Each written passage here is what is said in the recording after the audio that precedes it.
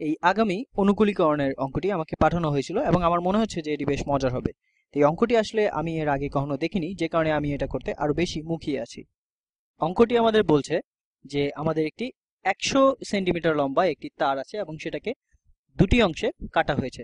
তো তারটি আমি এঁকে ফেলছি। তো এটা হচ্ছে আমাদের তার। এটাকে দুটো অংশে কাটা হবে এবং আর কিছু আঁকার আগে আমি পুরো অঙ্কটা পড়ে নিচ্ছি।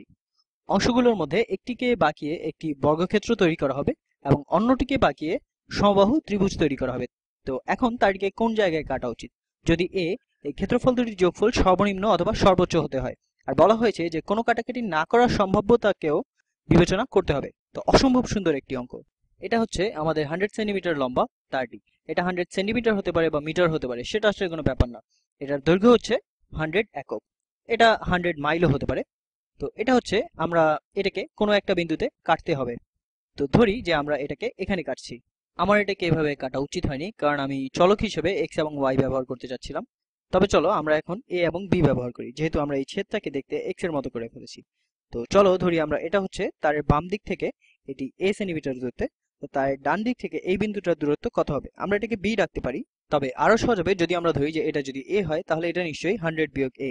তো এটা হচ্ছে 100 - a এবং তারা বলছে যে আমাকে একটা তারের টুকরো নিতে হবে। তো ধরি এই বাম দিকের টুকরোটা, এটা দিয়ে আমাদের বর্গক্ষেত্র বানাতে হবে। তো লক্ষ্য করো যে এখানে আমাদের আয়তক্ষেত্র বলেনি, বর্গক্ষেত্র বলেছে। আর অন্য টুকরোটি দিয়ে আমরা সমবাহু ত্রিভুজ তৈরি করতে হবে। আচ্ছা, তো চলো আমরা করে ফেলি। এবং এটা আমি এখনই ধারণা করতে পারছি যে এটা দিয়ে কাজ করা সহজ হবে। সুতরাং আমি এটা দিয়ে সমবাহু ত্রিভুজটি করার চেষ্টা করব, আর এটা দিয়ে আমি বর্গক্ষেত্রটি করব। কারণ আমার মনে হচ্ছে এতে অঙ্কটা আর একটু সহজ হয়ে আসবে। সুতরাং আমি এ দৈর্ঘ্যের এই তারটি নিয়ে একটি সমবাহু ত্রিভুজ তৈরি করব, তাই না? এখন এই ত্রিভুজটা দেখতে কিরকম হবে এটা দেখতে হবে। আচ্ছা, আমি এখন এখানে আবার রং পাল্টে ফেলি। তো এটা হচ্ছে আমাদের সমবাহু ত্রিভুজ, যার প্রতিটি বাহু দৈর্ঘ্যে সমান। তাহলে প্রতিটা বাহুর দৈর্ঘ্য কি হবে? এখন এই পুরো পরিসীমা সমান হচ্ছে এ। সুতরাং এই প্রতিটা সমান হবে a ভাগ 3। তার মানে এটা a ভাগ 3, আর এটা a ভাগ 3, এবং এটাও a ভাগ 3। এবং এরপর আমি বাকিটুকু দিয়ে আমাকে একটি বর্গক্ষেত্র তৈরি করতে হবে।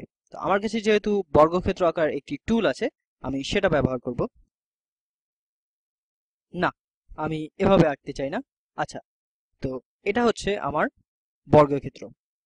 এখন যদি এই পুরো পরিসীমাটি সমান 100 - a হয়, তাহলে প্রতিটা বাহুর দৈর্ঘ্য কি হবে?